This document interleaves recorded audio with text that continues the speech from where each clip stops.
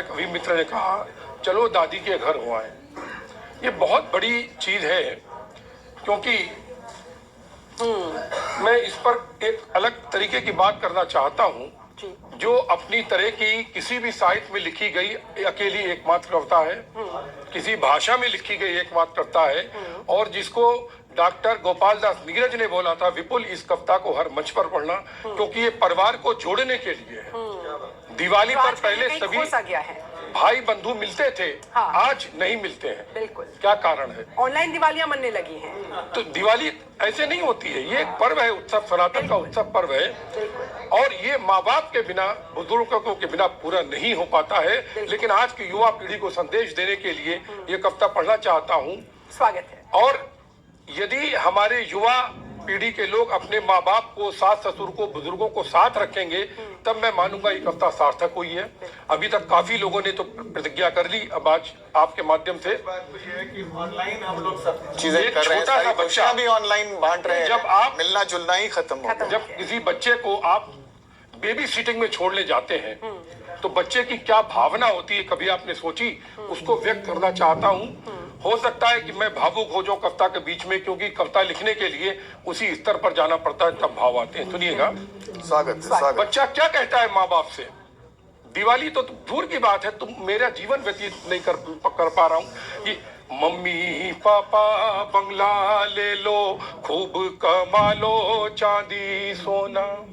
Mummy papa बंगला ले लो, खूब कमा लो चांदी सोना।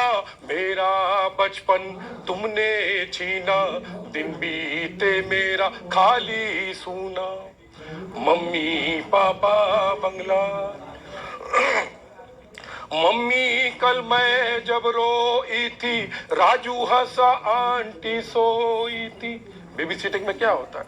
मम्मी कल मैं जब रोई थी, राजू हंसा आंटी सोई थी। नहीं लगाया सीने से तब, नहीं लगाया सीने से तब, पड़े मुझे थे आंसू पीना। मेरा बचपन तुमने छीना, दिन बीते मेरा खाली सूना।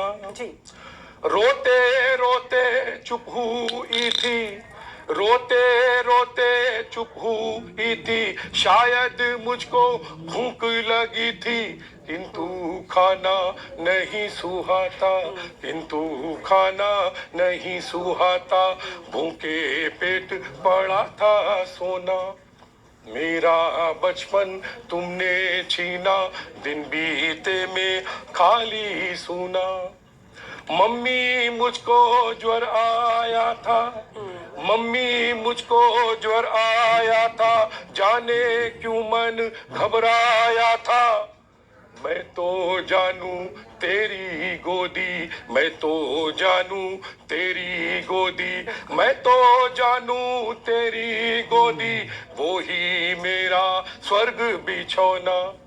मच्छी नो बचपन ये सलोना। मम्मी पापा बंगला ले लो।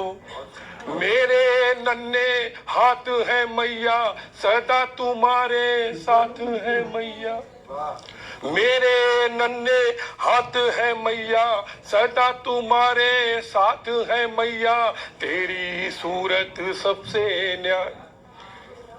मेरे नन्हे हाथ है मैया, सदा तुम्हारे साथ है मैया।